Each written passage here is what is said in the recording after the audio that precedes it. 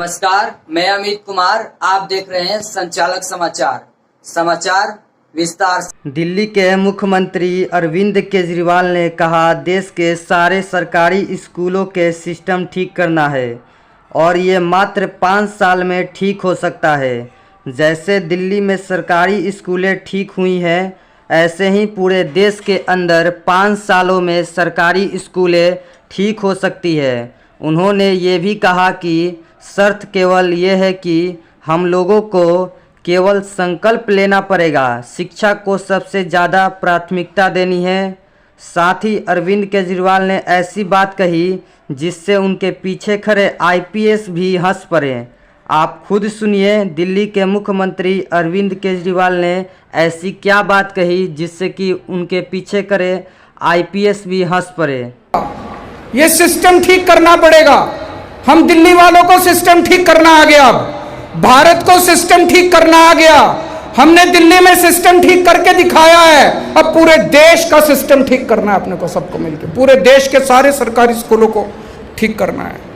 और ये 5 साल में हो सकता है। जैसे दिल्ली में 5 साल में सरकारी स्कूल ठीक हुए, ऐसे पूरे देश के 5 साल के अंदर सरकारी स्कूल ठीक हो सकते हैं। शर्त केवल यह है कि हम सब लोगों को इस बात का संकल्प लेना पड़ेगा कि शिक्षा को सबसे ज्यादा प्राथमिकता देनी है। दिल्ली वालों ने एक और बड़ा काम करके दिखाया। बेरोजगारी की समस्या पे एक बहुत अच्छी शुरुआत हुई है। हमने दिल्ली के सरकारी स्कूलों के अंदर बच्चों को बिजनेस करना सिखाया। हर साल लगभग 2.5-3 लाख बच्चे दिल्ली में रोजगार की मार्केट में आते हैं, जॉब की मार्केट में आते हैं, नौकरी ढूंढने के लिए निकलते हैं। बच्चे 12वीं क्लास करते हैं, फिर कॉलेज में जाते हैं, फिर बीए करते हैं, बीएससी करते हैं, बीकॉम करते हैं, एलएलबी करते हैं और फिर नौकरी ढूंढने के लिए निकल जाते हैं। नौकरी मिलती नहीं है। पढ़े लिखे बेरोजगारों की संख्या रोज बढ़ती जा रही है, बढ़ती जा रही है, बढ़ती जा रही है। क्या करें? तो हमने दिल्ली में 11वीं और 12वीं क्लास में बच्चों को बिजनेस करना सिखाया। हमने हर बच्चे को 2-2 हजार रुपए दे दिए। हमने बच्चों को कहा, ये 2-2 हजार रुपए लो और कुछ बिजनेस करने की सोचो। आप लोगों को एक बार तो लगेगा, शुरू में तो मेरे को भी लगा था जब ये आइडिया आया, आपको लगेगा यार क्या 2 हजार रुपए में कौन सा बिजनेस होता है। लेकिन उसमें बच्चे पार्टनर बनते हैं। 4 बच्चे इकट्ठे हो गए, 8 हजार रुपए, 8 हजार रुपए का कोई बिजनेस करते हैं। 10 बच्चे इकट्ठे हो गए, 20 हजार रुपए हो गए, 20 हजार रुपए का कोई बिजनेस करते हैं। मैं आपको उदाहरण देता हूं, आपको जान के 10 बच्चों ने मिलके, ये 10 बच्चे दिल्ली की लोअर क्लास कॉलोनी में थे। उन्होंने देखा हमारी कॉलोनी के अंदर, हमारे मार्केट में चोरियां बहुत हो रही हैं, दुकानों में चोरियां बहुत हो रही हैं। इन 10 बच्चों ने मिलकर अपनी टीम बनाई और इन्होंने अपनी कंपनी का नाम, इन्होंने कंपनी भी खोल ली। बच्चों ने कंपनी का नाम लिखा डिजिटल सुरक्षा। 10 बच्चों की 20 हजार रुपए हो गए। इन 20 हजार रुपए से इन बच्चों ने एक अलार्म बनाया कि अगर कोई भी दुकान वाला अपने शटर पे वो अलार्म लगा दे, कोई चोर आएगा, जैसे वो शटर खोलेगा वैसे अलार्म बज जाएगा, दुकान वाले के फोन पे फोन आ जाएगा। अगर दुकान वाला फोन ना उठाए तो उसके दूसरे फोन पे फोन आ जाएगा और चोर को चोर पकड़ा जाएगा। इनका इतना माल बिका, इतना माल बिका, इनका तुरंत इन लोगों का सेल बढ़ गई। सोचो 10 बच्चे, 11वीं 12वीं क्लास के 10 बच्चों ने मिलकर यह बनाया। एक और 4 बच्चों ने मिलकर बनाया डार्क चोको ब्लिट्स। इन्होंने डार्क चॉकलेट, घर में डार्क चॉकलेट बनानी शुरू की। 4 बच्चे मतलब 8 हजार रुपए में 1.5 लाख रुपए की चॉकलेट बेच चुके हैं। ये फेसबुक, व्हाट्सएप अपने दोस्तों को इधर उधर मॉल में जाके। और अब इन्होंने अपनी कंपनी रजिस्टर करा ली, जीएसटी नंबर ले लिया, एमएसएमई का लाइसेंस ले लिया और अब अपना दूसरा प्रोडक्ट लाइन शुरू कर रहे हैं। 11वीं 12वीं के बच्चे, सोच के देखो। आज आप दिल्ली के सरकारी स्कूलों के 12वीं क्लास के बच्चों से बात करके देखो, एक भी बच्चा आपको ये नहीं मिलेगा जो कहेगा जी मैं स्कूल से कॉलेज से निकल के नौकरी ढूंढूंगा। हर बच्चा कहेगा जी मैं अपना बिजनेस करूंगा, मैं अपना धंधा करूंगा। बहुत बड़ी बात है। आप सोचो कि अगर 2.5 लाख बच्चों ने बिजनेस करना चालू कर दिया, एक तो ये 2.5 लाख बच्चे नौकरी नहीं ढूंढेंगे और हर बच्चा कम से कम 3-4 को तो नौकरी देगा। मेरे को एक और बच्चा मिला, एक दिन एक स्कूल में गया, कहता है सर जब मैं 10वीं क्लास में था मेरे को बड़ी टेंशन होती थी, मैं पढ़ाई में बहुत खराब था, रात रात को नींद नहीं आती थी, मेरे को नौकरी नहीं मिलेगी, मेरे को नौकरी नहीं मिलेगी, मैं पढ़ाई में बहुत खराब हूं।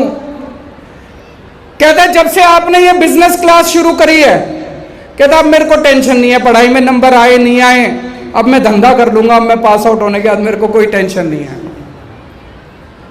सोचो हमारे देश के अंदर हर साल लगभग 1.5 से 2 करोड़ बच्चे नौकरी लेने के लिए मार्केट में निकलते हैं, जॉब्स मार्केट में निकलते हैं। अगर इन सब बच्चों को हम बिजनेस करना सिखा दें तो मुझे उम्मीद है 3 से 4 साल के अंदर हम अपनी बेरोजगारी की समस्या को दूर कर सकते हैं।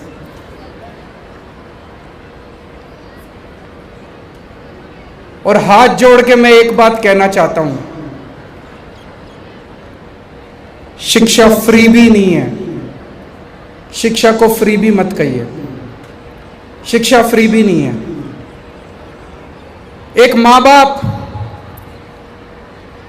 अपना पेट काट के अपने बच्चों को पढ़ाते हैं, एक टाइम की रोटी कम खा लेते हैं, बच्चे को पढ़ाते हैं। माँ बाप अपने बच्चे को फ्री भी नहीं देते। वो बच्चे को क्यों पढ़ाते हैं? वो बच्चे को पढ़ाते हैं ये बच्चा बड़ा होएगा, बड़ा आदमी बनेगा, परिवार का नाम रोशन करेगा, देश का नाम रोशन करेगा। दोस्तों हमारा 130 करोड़ लोगों का परिवार है, ये 27 करोड़ बच्चे हमारे बच्चे हैं। ये कोई पराये बच्चे नहीं है, ये हमारे बच्चे हैं। इसको फ्री भी मत कहिए। अगर पैसे की कमी है, हम सारे भारत के लोग एक टाइम की रोटी कम खा लेंगे लेकिन अपने बच्चों को अच्छी शिक्षा देंगे। बच्चों की शिक्षा के साथ कॉम्प्रोमाइज नहीं हो सकता। आज हम लोगों को आजादी के 75 साल के उपलक्ष्य में यह प्रण लेना है कि हमें अपने भारत के एक एक बच्चे के लिए अच्छी से अच्छी शिक्षा और फ्री शिक्षा का इंतजाम करना। दुनिया में 39 देश ऐसे हैं जो अपने बच्चों को फ्री शिक्षा देते हैं। 39 देश, Australia, Austria, America, England, Switzerland, Sweden, Denmark, Canada, France, Germany, Hong Kong. हमें भी ऐसे ही अमीर बनना है, नहीं बनना? अगर हमें भी अमीर देश बनना है तो सबसे ये देश अमीर क्यों बने? ये देश अमीर इसलिए बने क्योंकि इन लोगों ने अपने बच्चों के लिए अच्छी शिक्षा का इंतजाम किया। मैंने आपको उदाहरण दिया कुशाल गर्ग का, उसके पिताजी कारपेंटर हैं। आज कुशाल गर्ग पढ़ लिख जाएगा, पढ़ने के बाद उसके परिवार की गरीबी दूर हो जाएगी। सोच के देखो, अगर हमने सारे 27 करोड़ बच्चों के लिए अच्छी शिक्षा का इंतजाम कर दिया, एक पीढ़ी के अंदर भारत की गरीबी दूर हो जाएगी और भारत अमीर देश बन जाएगा। शिक्षा से भारत अमीर देश बन जाएगा। दूसरा मैंने कहा, दूसरी सबसे जरूरी चीज है अपने लोगों के लिए इलाज का इंतजाम करना, अच्छे इलाज का इंतजाम करना। दिल्ली में जब हमारी 2015 में सरकार बनी, सरकारी अस्पतालों का बुरा हाल था। चारों तरफ गंदगी गंदगी थी, दवाइयों की खिड़कियां खुलती नहीं थी, दवाइयां मिलती नहीं थी, एक्सरे की मशीन भी खराब थी, एमआरआई की मशीन भी खराब थी, सारी मशीनें खराब पड़ी थी, कोई मोहल्ला क्लिनिक नहीं था। सबसे पहला काम हमने ये किया, पूरा इंफ्रास्ट्रक्चर ठीक किया। पूरी दिल्ली में खूब सारे मोहल्ला क्लिनिक बनाए, सारे अस्पतालों को ठीक किया, दवाइयां की खिड़कियां खुलने लगी, लोगों की दवाइयां मिलने लगी, सारी मशीनें ठीक कराई, और सारे अस्पतालों का कायाकल्प किया। आज दिल्ली के अंदर इतना शानदार इलाज है, आप ग्रेटर कैलाश जैसे अमीर इलाके में जाके देखो, वहां के अमीर लोग भी दिल्ली सरकार के मोहल्ला क्लिनिक में जाके अपना इलाज कराते हैं। आज हमने दिल्ली के सारे 2.5 करोड़ लोगों का, हर आदमी का पूरा इलाज मुफ्त कर दिया।